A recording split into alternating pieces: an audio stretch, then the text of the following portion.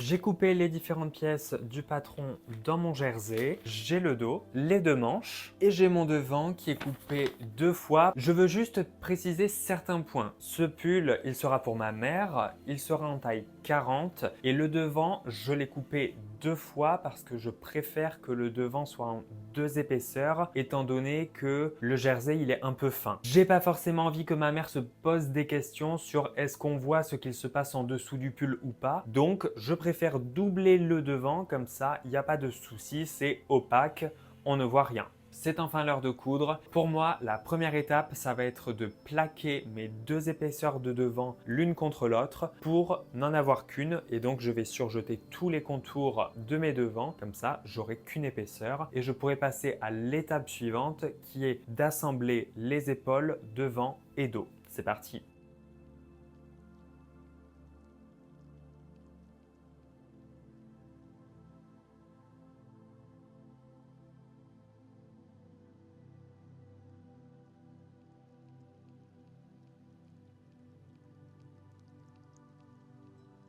Comme vous pouvez le voir, j'ai cousu les épaules. Au milieu, vous pouvez voir l'encolure. Encolure qui doit être repliée d'un certain nombre de centimètres pour faire la propreté. Et dans un second temps, je vais coudre à la main pour maintenir le tissu à l'intérieur. Maintenant que ça c'est fait, on peut parler des manches. Pour les manches, il faut que je fasse des tunnels. Il faut aussi que je les fasse pour le devant et le dos, mais c'est moins encombrant de vous le montrer sur une manche. Donc, je vous le montre sur une manche. En suivant les repères, je vais plier mon jersey et je vais piquer à 1,2 cm à peu près du bord pour que mon élastique puisse passer parce qu'il fait 7 mm de large, mais aussi pour que je puisse plaquer le tunnel soit vers le haut, soit vers le bas, plutôt vers le bas, je pense. Et comme ça, je pourrais faire une petite piqûre. Et comme ça, le tunnel, il sera maintenu.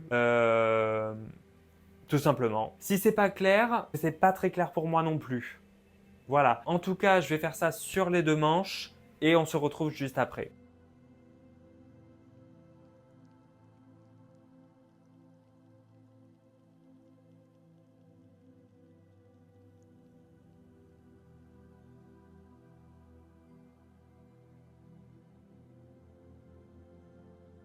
Je vais couper l'élastique. Il faut que je coupe un élastique pour le devant et le dos parce que ça fait tout le tour de 72 cm. Et pour les manches, il faut que je coupe 2 élastiques de 25 cm chacun. Le petit réglé. Hop, on a dit 25. Il m'en faut un dernier de 72, 50 et 22. Voilà, maintenant je vais passer ces 2 élastiques dans les tunnels de mes manches. J'ai mon épingle à nourrice qui est ici. Je vais piquer mon bout d'élastique à ce niveau-là quand il sera à ce niveau-là. Et après, je vais continuer à faire avancer mon épingle à nourrice jusqu'au bout. Et le bout de l'élastique, je vais le piquer à ce niveau-là aussi. Comme ça ne bougera plus. Je vais faire ça pour les 2 manches. Et ensuite, on pourra retourner en machine pour coudre les têtes de manches sur les emmanchures.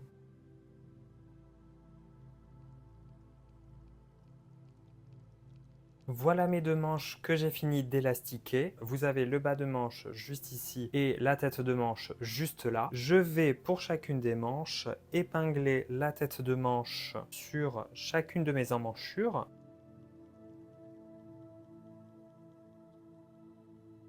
J'ai épinglé ma tête de manche sur mon emmanchure. Je vais aller la surjeter et je vais aussi en profiter une fois que ce sera fait pour fermer mes manches et mes côtés.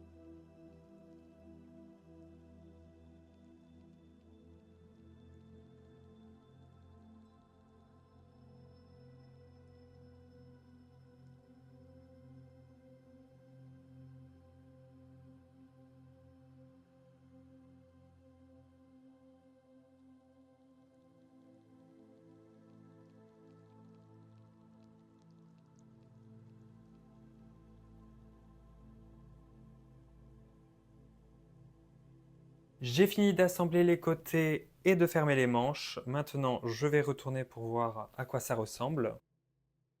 Je pense que ça va être vraiment cool, hein. Bon, là, évidemment, on ne voit strictement rien. C'est absolument nul. Maintenant, je vais m'occuper de faire la même chose qu'ici. Faire un tunnel et passer un élastique sur le devant et sur le dos pour rétrécir un peu au niveau de la taille. Et puis après, qu'est-ce que je vais devoir faire? Après, je vais devoir faire l'ourlet à la main au niveau de l'encolure et l'ourlet des manches et du bas du vêtement.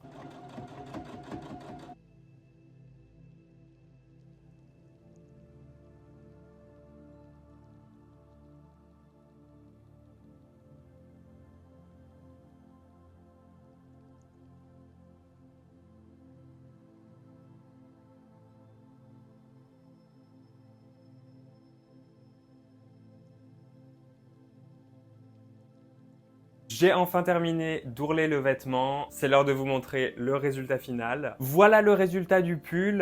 Alors, étant donné que c'est une étoffe légère, est-ce qu'on dirait pas plutôt un haut plutôt qu'un pull? J'ai encore oublié de vous dire quelque chose. J'ai oublié de vous dire que j'ai fait essayer le pull à ma mère et elle m'a dit qu'elle ne voulait pas d'élastique au niveau de la taille. Elle aimait bien le vêtement comme ça. Donc, je lui ai laissé comme ça. Mais en tout cas, voilà le résultat. Je trouve qu'il est vraiment, vraiment bien. Vous avez le détail de l'élastique au niveau des manches. C'est assez cool. Juste, le petit souci, c'est qu'il n'y a pas de raccord au niveau des élastiques. Ici, c'est encore pire. Ne faites pas attention à ça. Voilà, ma mère m'a dit qu'elle ne ferait pas attention à ça, donc c'est très bien. Je voulais vous montrer que j'ai fait les ourlets avec le fil violet parce que c'était le plus proche de cette couleur, étant donné que je n'avais pas de fil fuchsia. Voilà Voilà le dos du vêtement, c'est la même chose que sur le devant, à part qu'il y a une épaisseur en moins. Il y a juste une petite chose qui me chagrine, je dois bien l'avouer. Au niveau des élastiques des manches, j'aurais peut-être dû les mettre 5 cm plus haut, genre ici, parce que ça tombe un peu bas sur les bras de ma maman et ça donne pas la même sensation que le pull qui est présenté dans le magazine. Donc juste, voilà le seul point négatif sur ce pull. Mais bon, je trouve que c'est un beau pull. Ma mère adore la couleur. Le petit détail des manches fait que finalement, c'est pas juste un simple pull basique. Je pense que je n'ai rien d'autre à ajouter. Aussi, dites-moi ce que vous faites en ce moment comme projet en couture parce que ça m'intéresse. Moi, je vous montre mes différents projets en vidéo, donc bon, vous pouvez voir. Mais j'aimerais beaucoup savoir ce que vous faites en ce moment. Voilà, c'est la fin de cette vidéo. Je vous laisse avec le mot de la fin. Ciao!